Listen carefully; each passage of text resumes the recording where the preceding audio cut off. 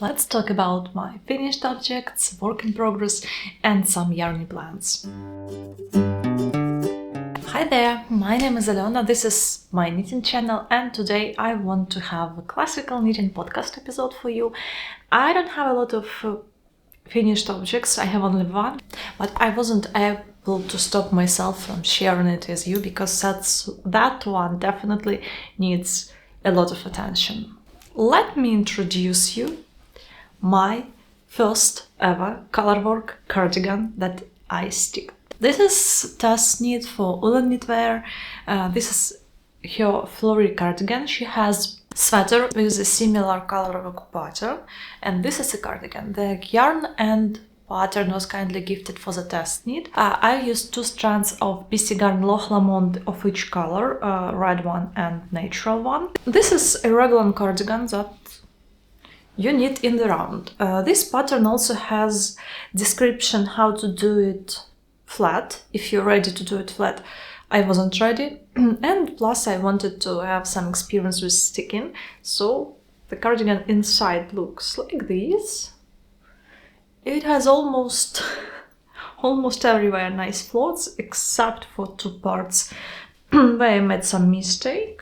I think that over here you can see kind of stripe here and the stripe here where I messed up a little bit with main color, like dominant color and secondary color on the sleeve, and over here I don't have such stuff.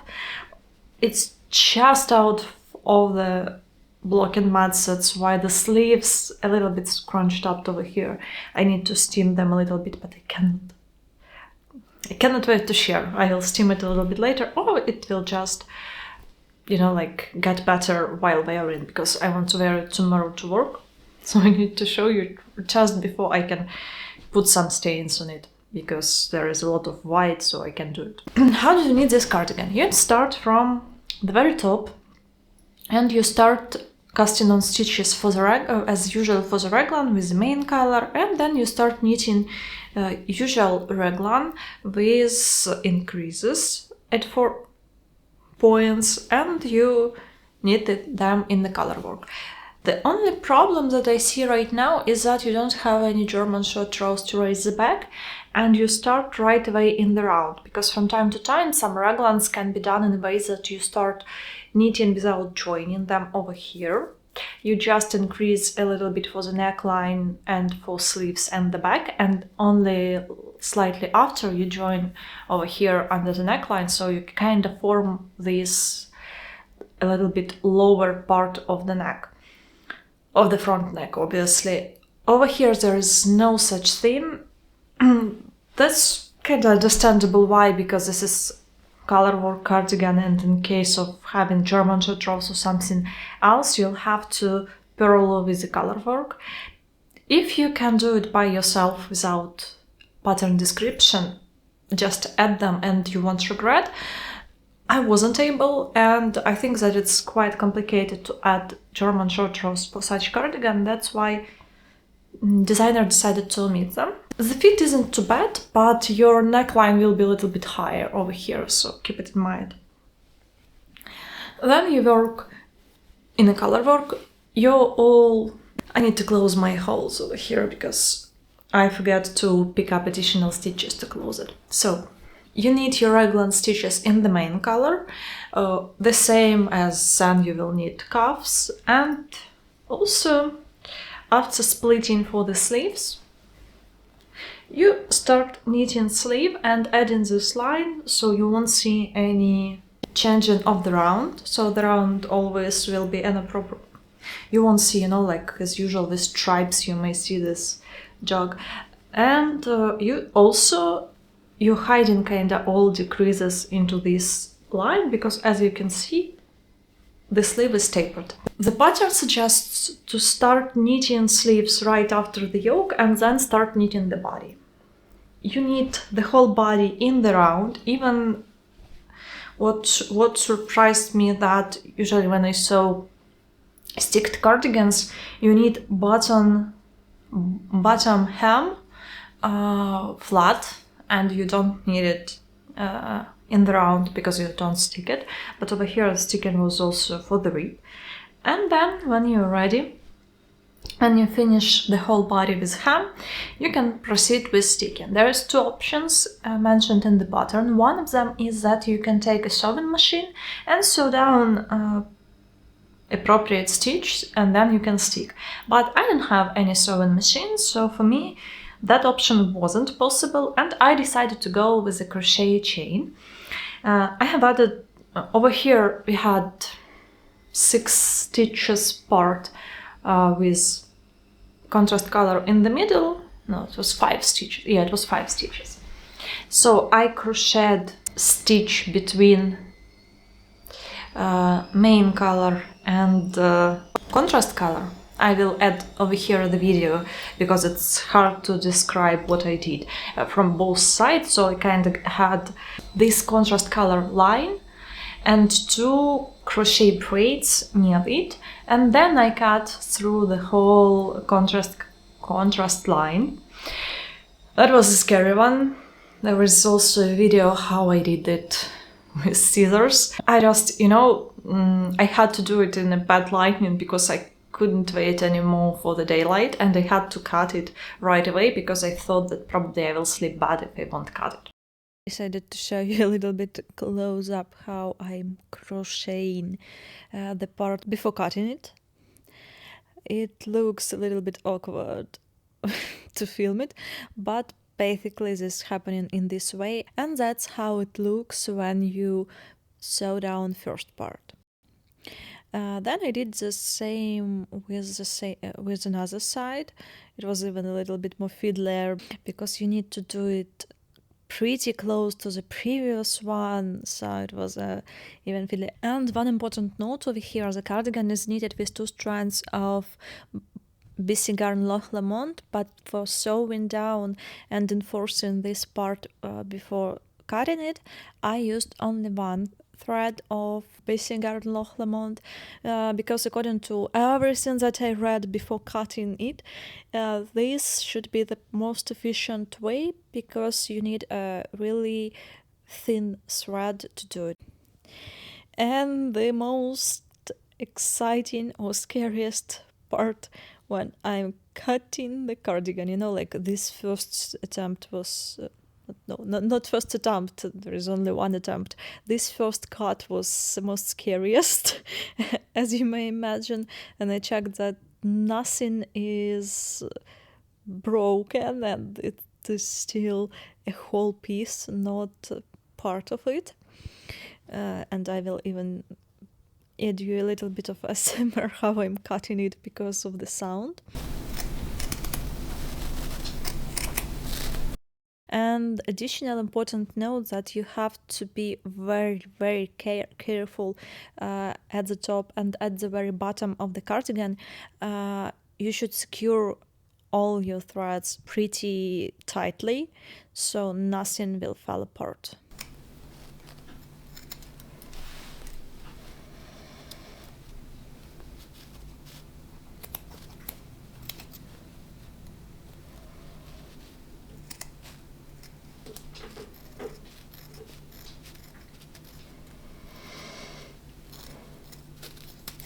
And at the very end, this is my cardigan. It is cutted. This was my scariest moment of knitting and probably the proudest one. So after cutting, I got the whole cardigan with... I got finally a cardigan, not a sweater. And then I decided to use a crochet hook also to this part. After sticking, it was slightly, not wonky, but it wasn't too close to the main fabric. So I decided to use once again a crochet hook and just sew it over here down to the main fabric, to the main part.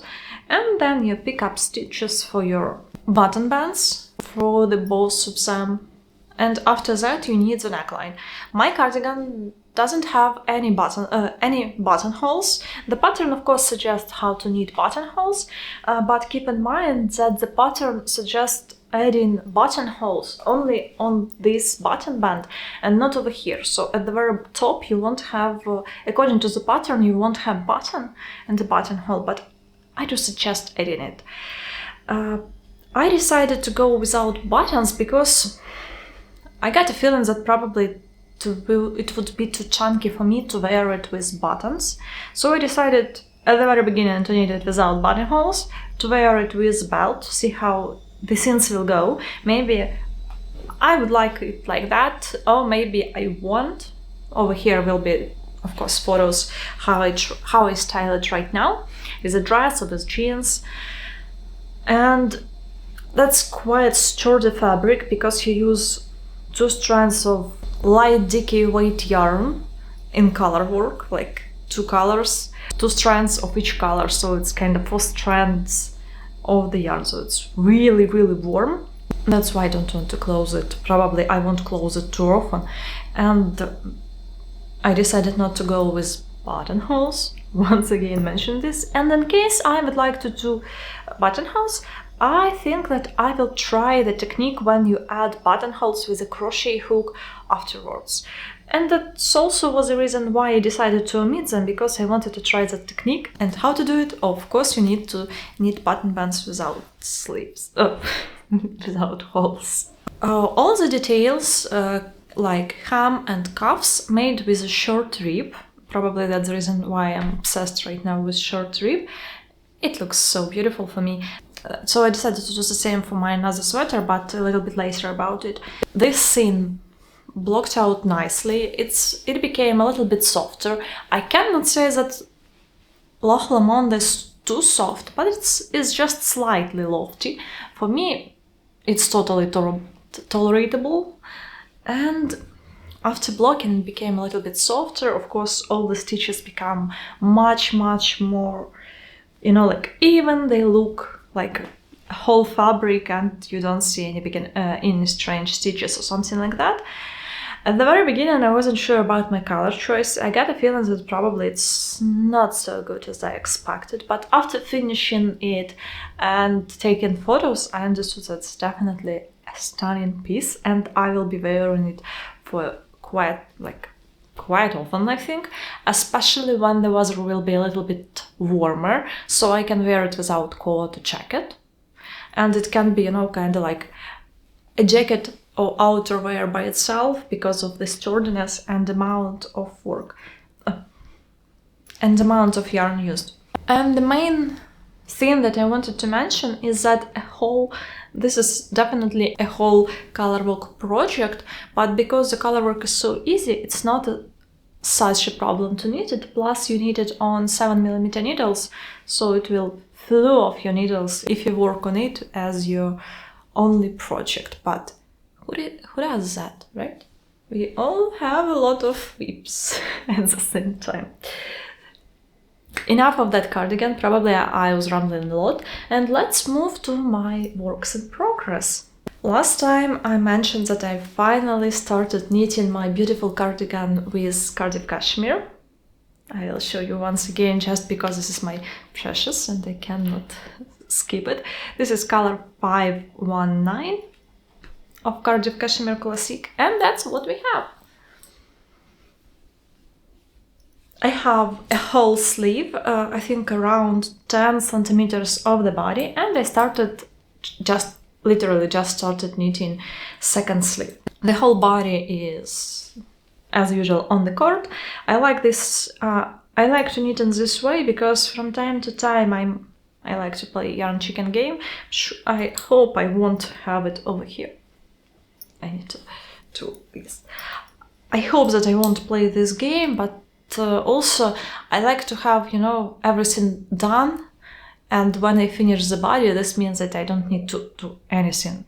And after binding off such a huge amount of stitches with Italian bind off, I can just wash it and wear, like a present for myself. This is a poppy tee with long sleeves. Previous time I've shared with you a lot about construction, so I will just shortly mention that this is English tapered shoulder with this beautiful line on the shoulder. It will become a little bit better after blocking. And I decided to go with long sleeves instead of the short sleeves because this is ET obviously. And I sized up. This is size 3 currently. Instead of kind of recommended should be size 1 or 2. But I decided to go with size 3 to be sure that it will be like a sweater, not too fitted, because I like some oversized items. That's why I decided to go with a little bit changed rate of decreases. I decreased every 12th row on the sleeve. As you can see, I put markers because I need to repeat the same for my second sleeve, and I added a short cuff. This is a really tiny cuff with 6 rows of 1x1 rib and then Italian bent off. I will repeat the same for the second sleeve, and probably I'll go with 2x2 neckband. We will see. But obviously I will have the same short hem for the bottom hem as well. It knits up so nicely, and you know, I want to keep knitting, but at the same time I want to finish it soon and wear it. So I need to do it, but I don't want to stop knitting it because it feels so soft. I didn't get any peeling right now, but I heard that some people might see some peeling during knitting. I haven't seen anything like that, so let's hope that it won't peel too much. It will peel, of course, but not too much. And my final work in progress right now, because Alex's hood is still on ice. It's still in hibernation, we need to think what to do. And after the latest podcast of Florence, who is handmade by Florence, I understood that they'll have to frog and they have to add additional several repeats, so I don't like to frog. That's why I've started knitting this beauty. This is so bright. Probably this is the first such bright red sweater. For example, if you compare this red and this red, this is much more muted. This red doesn't scream so much like a red, plus there is a lot of contrast colors that you may see as well, and that's why it doesn't feel, you know, so bold. But this one is a really bold red color. So this is for my knit along that's going on Instagram. If you're interested to knit some pattern of Chantal collection by Morika Knit, drop me a DM or comment over here, and I will add you to our group where we discuss how to go with the pattern. Of course, you have to own the pattern because we are not telling a lot about patterns, only about our problems. But let's talk about the sweater itself. I am using beautiful La Manna Como Grande. This is their super light yarn that gives you a meterage of a DK weight yarn, but works as a worsted or something like that. It's so squishy. I cannot describe how squishy it is. It feels so nicely. And honestly, probably this is the easiest sweater from the whole Chantal collection, because you just start knitting from the back. You form, as usual, trapezoid shape with German short rows and German short rows over here with slip stitch. Isn't too complicated. Then you pick up for one shoulder, then for another, you form a little bit of a neckline. I feel that it looks so beautiful. I don't know, I just like this part. Then you join both fronts, knit till the end of your yoke, and you have beautiful yoke. There is no complex stuff because original one has a lot of questions, I know, and there is a lot of short rows. You need to understand what to do. I know that a lot of people started and frogged a little bit, then once again restarted. That's too much for my mental capacity right now, so this was definitely perfect choice. And I forgot to mention, La Manna kindly gifted me this yarn for this knit along. Thanks so much for supporting it. And you know, I cannot stop showing you. This looks so beautiful. I'm knitting this sweater on 6mm needles, and it really flew off my needles. This pattern may seem a little bit intimidating because you have a lot of slip stitch, but at the same time, because of a big chunky needle, you don't feel it so much or too much. And if you go with any of the recommended yarn or with this as I recommend, you will have slightly different stitch definition, because yarns that suggested in the pattern will give you slightly less stitch definition of this beautiful slip stitch, and the yarns that I'm using, it gives a little bit more stitch definition, but you still I'm still on the gauge, so it's not a big problem. After I'm ready to join under the arm, and after knitting, I think I will finish this part of a skein and I will switch to the sleeves. Obviously, I like knitting my sleeves before finishing the whole sweater, and also I will add the neckline and then finish everything. Probably I will go to the neckline first, and then I will go to the sleeves, and after sleeves I will go to finish the body. Really hope that I could finish it soon and wear, but also I want to wear my cashmere sweater, so I'm just knitting them simultaneously at the same time. Really enjoy this pattern, and this is my first Moroccan knit pattern that I've ever knitted, and I like how she describes everything. You have quite a lot of information and a lot of videos attached, so highly recommend. And on the same note about Moroccan knit, I finally caked up my Garna silk cashmere, and I will soon swatch to choose whether I will go with Mist Jumper or with Michaela Sweater by Moroccan Knit. I have a pattern for Michaela Sweater, but we'll see, maybe this will have little to see through gauge, but I need to check. And you know, that's it for today, because I just wanted to tell you where am I, to wish you all the best, and have a nice knitting. See you later. Bye.